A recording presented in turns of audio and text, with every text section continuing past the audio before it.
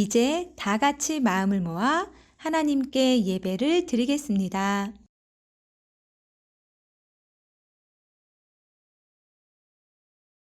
하나님은 영이시니 예배하는 자가 영과 진리로 예배할지니라.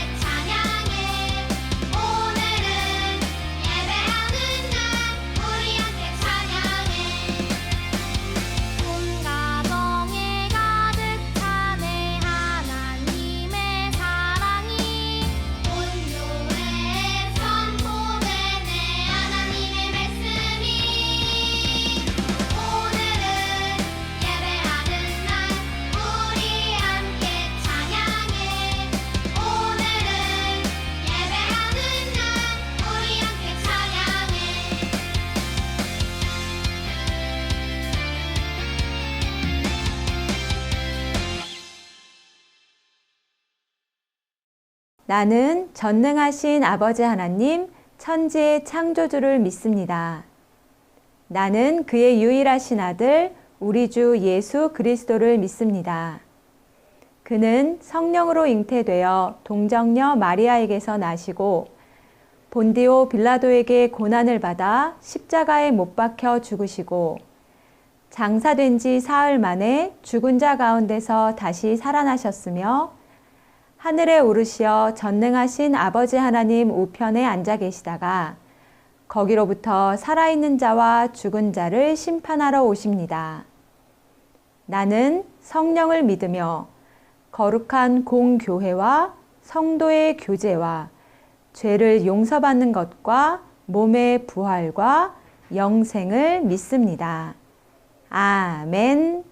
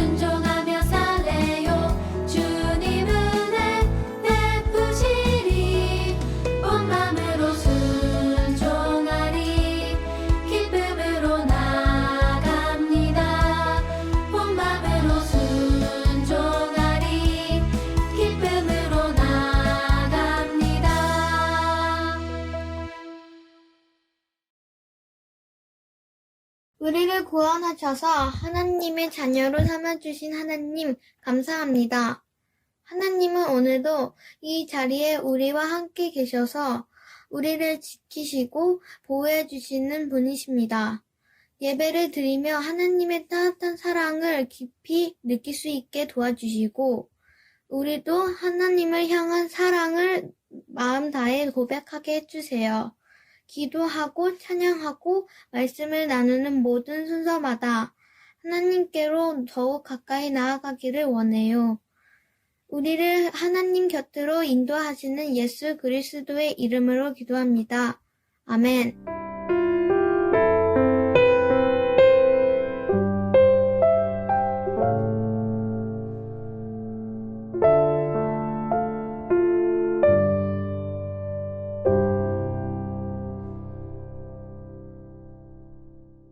오늘 하나님께서 우리에게 주신 말씀은 느헤미야 12장 43절 말씀입니다. 하나님의 말씀을 읽겠습니다. 이날에 무리가 큰 제사를 드리고 심히 즐거워하였으니 이는 하나님이 크게 즐거워하게 하셨음이라. 부녀와 어린아이도 즐거워하였으므로 예루살렘이 즐거워하는 소리가 멀리 들렸느니라. 느헤미야 12장 43절 말씀. 아멘. 이것은 살아계신 하나님의 말씀입니다. 여러분, 오늘은 퀴즈를 준비했어요. 무엇을 설명하는지 잘 듣고 정답을 맞춰보세요. 첫째, 적의 침입을 막아줘요. 둘째, 자연재해로부터 사람들을 지켜주기도 해요. 셋째, 성을 둘러싼 높은 벽이라는 뜻이 있어요. 이것은 무엇일까요? 바로 성벽이에요. 오늘 말씀에는 성벽을 쌓고 봉헌식을 하는 사람들이 나와요. 바로 이스라엘 백성이지요. 그들은 성벽을 완공하게 해주신 하나님께 감사하는 마음을 담아 제사를 드리고 찬양하며 기뻐했어요. 그렇다면 이스라엘 백성이 어떻게 성벽을 쌓게 되었는지 말씀을 살펴볼까요?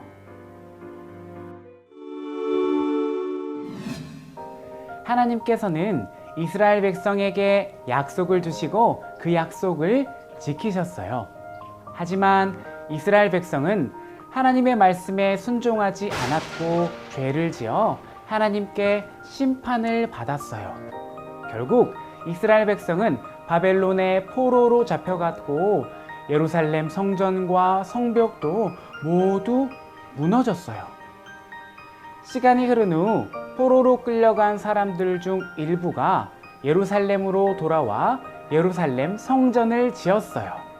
하지만 무너진 성벽까지 짓지는 못했어요. 튼튼한 성벽이 없는 탓에 그들은 주변 민족들에게 계속 괴롭힘을 당했어요. 바벨론에서 살던 느헤미야는 하나님에게 이러한 예루살렘의 상황을 들었어요. 유다에 남은 사람들은 괴롭고 어려운 삶을 살고 있어요. 예루살렘 성은 허물어졌고 성문들도 불에 타버렸어요. 그 말을 들은 느헤미야는 눈물을 흘리며 하나님께 기도했어요. 하나님, 우리가 하나님께 큰 죄를 지었습니다. 우리의 죄를 용서해 주세요. 하나님께서 우리와 함께 해주세요. 느헤미야는 기도하며 하나님의 도우심을 기다렸어요. 어느 날 아닥사스다 왕이 느헤미야의 모습을 보고 무슨 걱정이 있는지 물었어요. 느헤미야는 자신의 고향 예루살렘의 비참한 상황에 대해 말했지요. 아닥사스다 왕은 그 말을 듣고 느헤미야가 예루살렘으로 돌아가는 것을 허락했어요. 뿐만 아니라 왕의 조서를 내려 예루살렘 근처 산에서 성벽을 지을 재료를 쉽게 구할 수 있게 해줬답니다. 성벽 재건에 필요한 재료들도 보내주기로 했고요. 느헤미야는 바벨론에서 포로 생활을 하던 이스라엘 백성을 이끌고 예루살렘으로 왔어요. 이것을 3차 포로 귀환이라고 해요. 하나님께서 흩으셨던 이스라엘 백성을 다시 모으시겠다는 약속을 이루어 주신 것이었어요. 그리고 느헤미야는 하나님의 말씀을 백성에게 전했어요. 여러분, 하나님의 선한 손이 우리를 도우셨습니다. 우리 힘을 내어 성벽을 완성합시다. 예루살렘에 남아있던 사람들과 바벨론에서 돌아온 사람들은 힘을 모아 예루살렘 성벽을 짓기 시작했어요. 하지만 이 모습을 보고 비웃고 또 방해하는 사람들이 있었어요. 너희가 열심히 해봤자 성벽은 완성할 수 없어. 성벽은 다시 무너질 거야. 느헤미야와 이스라엘 백성은 이러한 비웃음과 방해 속에서 한 손에는 무기를 들고 또 다른 손에는 도구를 든 채 성벽을 쌓았답니다. 매일 밤낮으로 열심히 일한 끝에 52일 만에 성벽을 완성했어요. 느헤미야와 이스라엘 백성들은 성벽을 완성할 수 있도록 도우신 하나님을 기억하며 성벽 봉헌식을 거행했어요. 성벽 봉헌식은 예루살렘 성벽을 다시 세워주신 하나님께 기쁨과 감사의 찬양을 드리는 예배였지요. 느헤미야와 이스라엘 백성은 성벽 봉헌식을 시작하기 전에 먼저 하나님께 자신들의 죄를 회개했어요. 그들은 하나님을 떠난 죄를 고백하며 하나님의 말씀대로 살겠다고 다짐했어요. 그리고 제사장들과 레위 사람들 그리고 백성들은 깨끗하게 하는 예식을 하나님께 드렸어요. 느헤미야는 성벽 봉헌식을 드리기 위해 찬양대도 만들었어요. 찬양대는 재금을 치며 비파와 수금으로 하나님을 찬양했어요.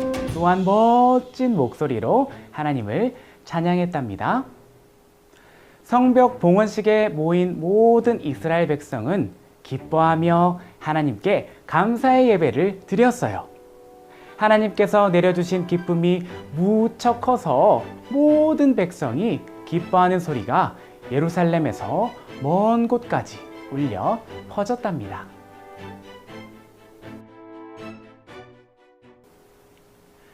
기쁨이 넘쳤던 성벽 봉헌식에는 두 가지의 의미가 있었어요.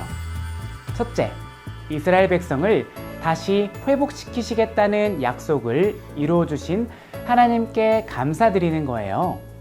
많은 이스라엘 백성이 바벨론과의 전쟁 후에 포로로 잡혀갔어요.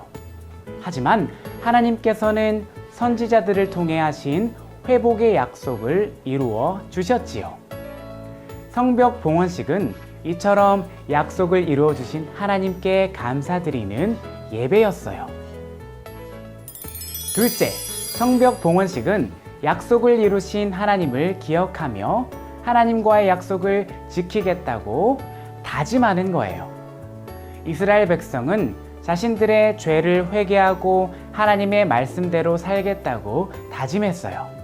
이처럼 성벽 봉헌식은 이스라엘 백성이 신실하신 하나님을 닮은 하나님의 백성으로 살아가기로 결단하는 예배였어요.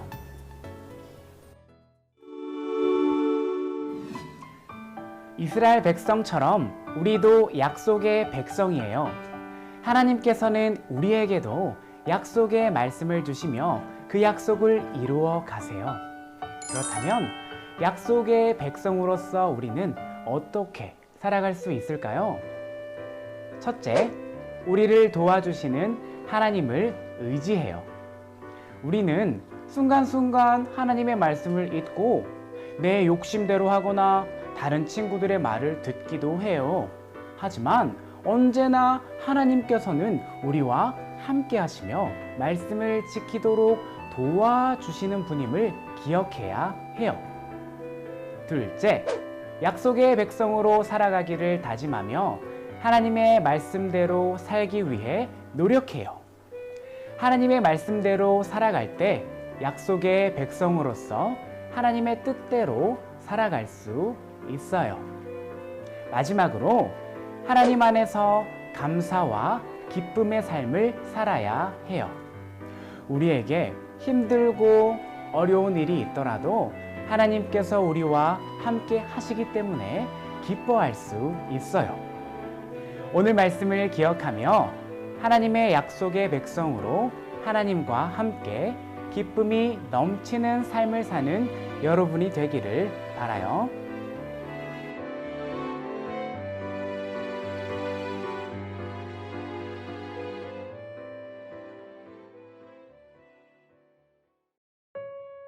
날마다 우리를 보호하시는 하나님, 감사합니다.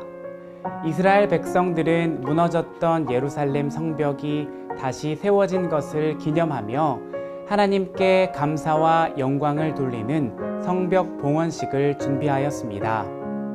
몸과 마음을 깨끗하게 하여 하나님을 찬양했던 이스라엘 백성들과 같이 우리도 거룩한 하나님의 백성으로서 하나님을 높이고 찬양하게 해주세요. 하나님의 약속의 백성으로 살아가는 기쁨이 날마다 우리 삶에 넘치기를 원해요. 예수 그리스도의 이름으로 기도합니다. 아멘.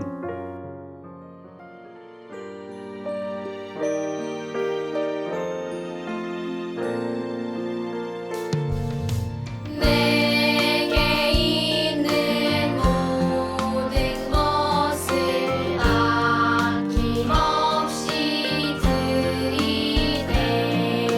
사랑하고 의지하며 주만 따라 살리라.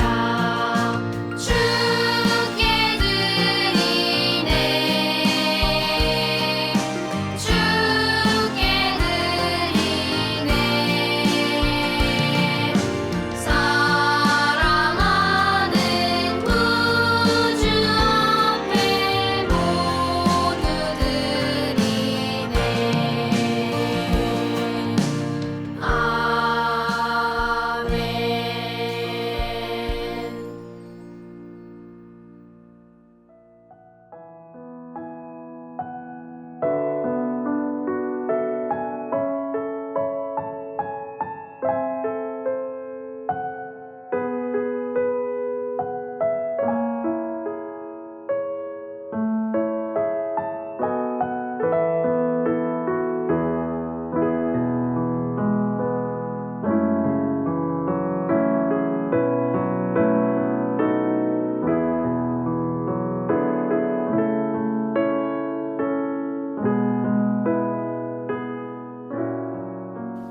하늘에 계신 우리 아버지, 아버지의 이름을 거룩하게 하시며 아버지의 나라가 오게 하시며 아버지의 뜻이 하늘에서와 같이 땅에서도 이루어지게 하소서.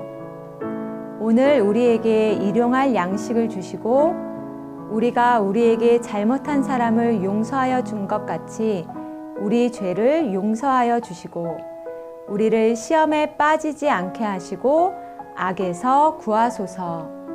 나라와 권능과 영광이 영원히 아버지의 것입니다. 아멘.